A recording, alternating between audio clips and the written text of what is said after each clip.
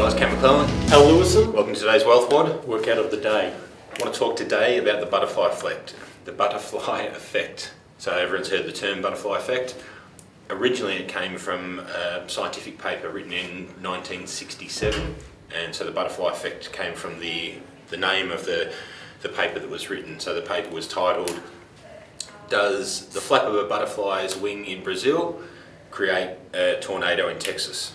So obviously a really small action creates a huge result. Another one that you may see is, you can Google it or YouTube it, is the dominoes. So a tiny domino falls into a domino slightly larger, falls into a domino slightly larger than that, ends up getting larger and larger to the point where it knocks over a two-story domino. So a tiny little action creates a huge result. Very deep, Cam. Why are we talking about this? Why are we talking about this? Very deep.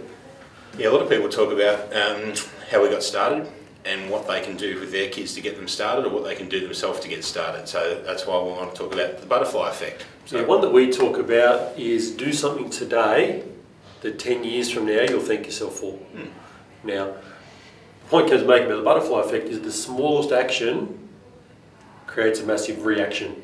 So tell us about your butterfly, the flap of your butterfly wing 20 years ago. Yeah, okay. So I had a choice. I invested $20,000. I was working a job, night shift, filling shelves at Safeway, and the choice was to spend $20,000 on a deposit for a house. Now I had the choice not to do it, had the choice to go overseas with friends, had the choice to drive a nicer car. I chose to make that investment. That led me down a journey over the next 12 months where I learned three things: capital growth, equity, and other people's money. Beautiful. I duplicated, did it again, and I've been on a journey since, duplicating, doing it again. So the flap of that one thing, that one action I did, which was make the decision to do it, which at the time was difficult. There was sacrifice involved. There was sleepless nights. Have I done the right thing? Have I not?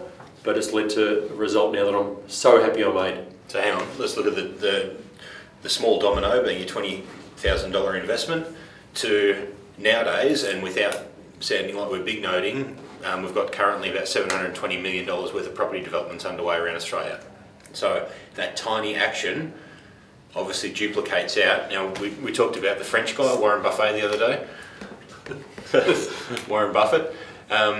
What's the stats on his wealth? Obviously he's been investing since he was mid-20s, and he's been getting around 30% annual growth on his money year on year.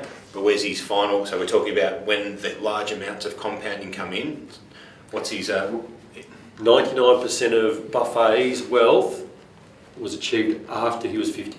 So he's been investing for 30 years prior to that, but 99% of his wealth has come after he's 50. So obviously huge amounts of compounding that happen later on, which is obviously similar to ourselves. We didn't go out and buy 30 properties a year every year at the start. It was one, then it was a couple, then it was 4, then it was 10. So getting larger amounts we're purchasing each year, to the point now where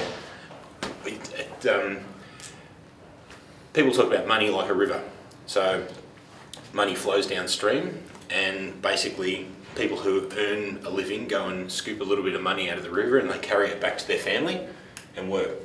What investors do is they dig channels to themselves so the money flows directly to them. So obviously growth properties with positive cash flow. The only problem you've got when you start getting to that amount where you're duplicating and compounding, when the effect of compounding really kicks in, is learning how to invest fast enough to ensure that you're duplicating year on year. But it's worse problems to have. I think the main point we're trying to make here is everyone needs to start their journey by taking an action. Do something today that you in 10 years will thank yourself for. Yeah.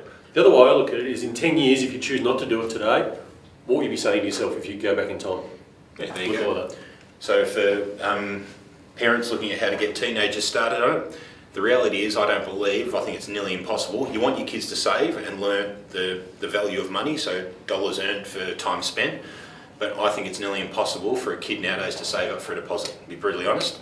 And by the time they've saved up through those teen years, well, property's going to double again and it's going to be out of their reach. So I'm nearly at the stage of believing that I don't think there's any way for kids to get started unless they've got assistance from their parents. But individual parents have got to make that decision for their kids to say, has my kid sacrificed and worked hard enough to show me that they can sacrifice and work hard? Are they sensible enough? They're not going to go and blow the lot. And at that stage, it gets to the point where you want to give your kids enough to get started, but not enough that they don't have to do anything for themselves.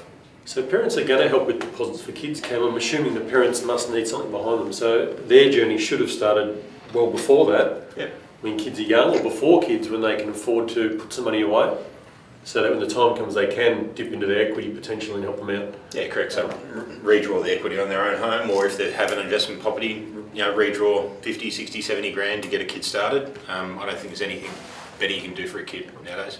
Yep. Guys, happy WODing. Have a good day.